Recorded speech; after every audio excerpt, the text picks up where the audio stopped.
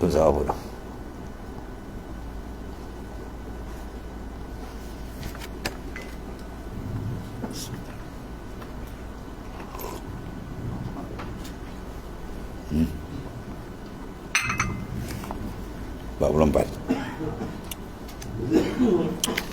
Bismillahirrahmanirrahim. Qala ma'rif rahimallahu ta'ala.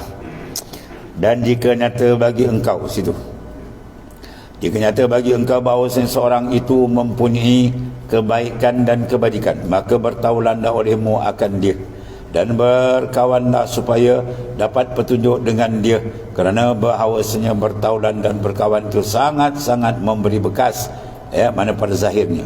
Maka memberi bekasnya pada engkau oleh bekas-bekas amalan dan sekalian yang manfaat dan manfaatnya. Jikalau berkawan dengan orang yang arif, barulah kita jadi arif internet. Kalau berkawan dengan orang yang jauh, maka kita jauh. Kawan dengan orang dekat, kita akan jadi dekat dengan Allah Ta'ala. Maknanya memilih akan sahabat adalah perkara rukun yang besar dalam perjalanan. Setengah-setengah dari guru Masyayikh Naqsyabandiyah, dia tak bagi berkawan dengan orang yang bukan Naqsyabandiyah. Lagi keran dia tak bagi bersahabat melainkan dengan orang Naqsyaband. Ni kalau dengar mengajar bersahabat bukan kenal tak apa. Mana berbual dulu itu tak ada hal. Mana sabar rapat betul kena dengan ahli. Mana kita akan pakai dan berbincang betul-betul dengan jalan Naqsyaband. Sebab apa dia faham jalan tu. Itu maksud apa tahap tu. Ini maknanya apa tujuan dia tu, tujuan semua tujuannya apa? Li islahil qalbi, untuk memperjaga qalbi kita yang sangat mahal harga. Jangan dikotorkan dia, jangan dirosakkan dia, jangan dimusnahkan dia. Maka setengah daripada sebab qalbi itu jadi cantik atau tidak ialah persahabatan. Bersahabat dengan baik jadi baik, bersahabat yang buruk jadi buruk.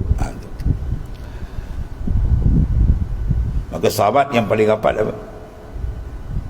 Sahabat yang paling rapat, kesan besar kita nak sahabat qalban, hati.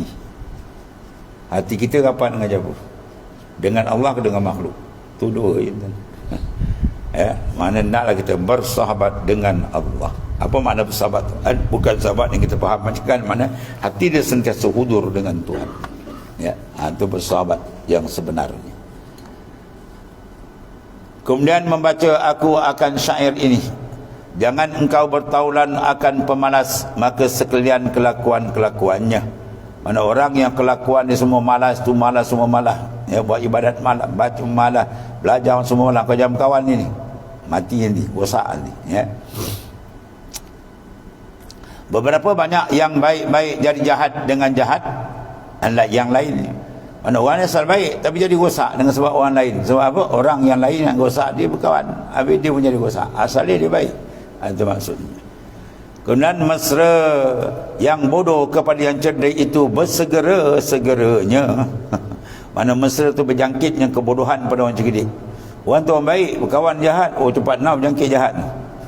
Yang baik kita nak jangkit ke dia payah. Yang dia punya perangai tak elok daripada su, datang ke kita.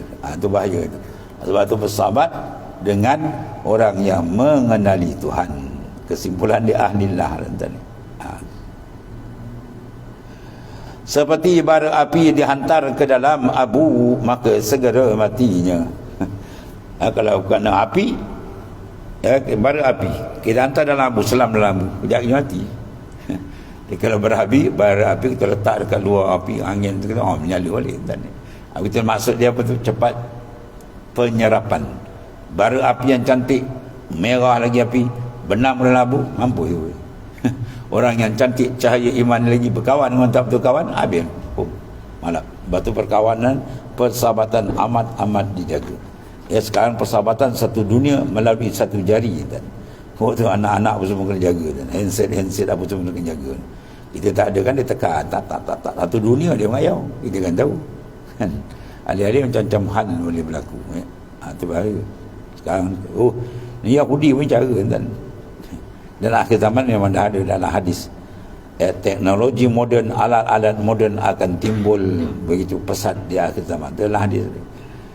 Jadi kita kena jaga je. Menjaga dia jangan tersilap.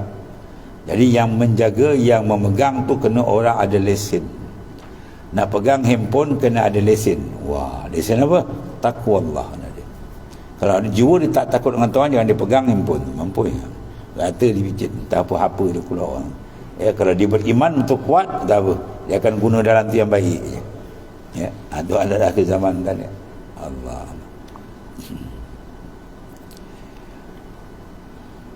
Kadang main teruk ketagih tu dan sampai dalam majlis ilmu main handphone lagi. Tu pasal puaka panggil. Kau tunggu saya, kau main handphone dia baling ni. Kalau botol air dia baling. Kalau apa nama apa ni, tekuan dengan tekuan dia baling.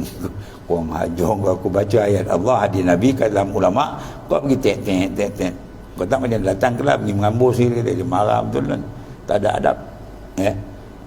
Sembayang tu juga mati ke handphone kan. Ini tu imam dah sembahyang main handphone. Gila tu. Ya. Kau buat tak betul. Lama orang tahu juga dia tak puasa nak pakai CCTV. Kalau tengok tu imam ada bentuk handset. Macam-macam akhir zaman. Gila tu. Maksudnya jangan engkau bertaulan dan berkawan-kawan akan yang pemalas.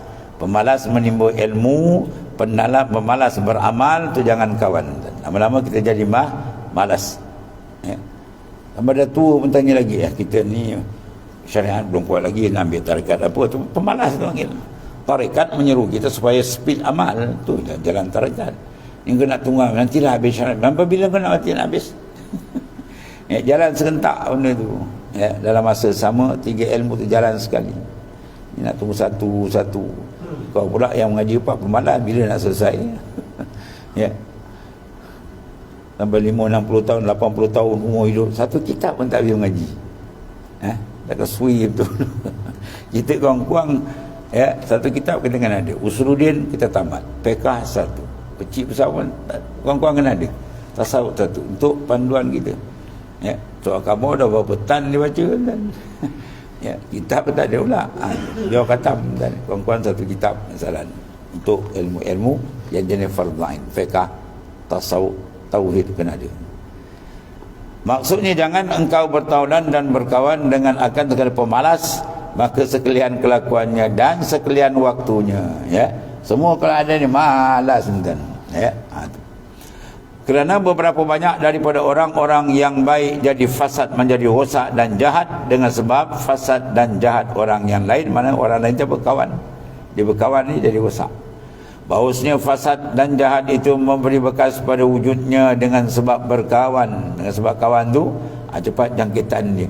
Maka memfasid mana merosak, ia akan dia lagi pula mesra bodoh. Orang yang bodoh kepada orang yang pandai itu, yang berakal dan cerdik itu bersegera sangat, cepat sangat jangkit kebodohan dia. Ya, sebenarnya sebab akal pemikiran jadi kontot.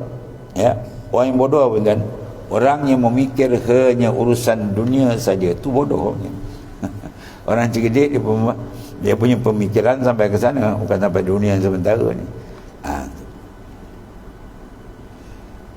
Seperti bersegera mati bara api cepat bila dihantarkan ke dalam batin abu. Kita punya apa, kayu tadi menyala lagi, yang terselam ke dalam abu, kejap je padam terus. Begitulah mana kita selamkan diri dia, pemikiran dia dalam orang yang ahli dunia, ahli ghaflah, maka habis dia rosak. Dengan makna bahawasanya seperti bahawa segera bara api jadi orang apabila dihantarkan dia ke dalam abu mati, maka demikianlah bersegeranya jadi bodoh orang yang cerdik apabila bertaulan dengan orang yang bodoh. Ya, dengan sebab kawan-kawan tadi sangat memberi bekas. Sebab tu maknanya disuruh kita apa? Berkawan dengan orang yang hidup hati. Ya, siapa yang cerdik? Orang yang taat cerdik. Orang maksiat tu bodoh. Tu keadaan. Ya benar. Adam ati rabbak patusammah akilan. Hei anak Adam, sila kamu taat, berikan taat kepada Allah, maka kau dinamakan akilan, orang berakal. Wala taksihi, kau jangan cuba nak derhaka tak ada. Patusammah jahilan, maka kau disenaraikan orang yang jahil, bodoh. Jadi bodoh cerdik itu tunduk dia apa? Di antara tali pengukur dia taat atau tidak. Dia taat perintah Tuhan, cerdik. Dia tak mau taat perintah Tuhan, bodoh panggil. Tuhan ini habis. Dan lagi bersabda Rasulullah SAW, kullu mauludin yuladu alal fitrah, ya, fitratul Islam, illa an abawahu yuhawidani wa yunassirani wa yumasjida wa yumajjisani.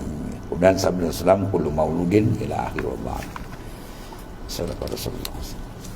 Bismillahirrahmanirrahim. Alhamdulillah. Inna khairal alhamdulillah. Subhanallah.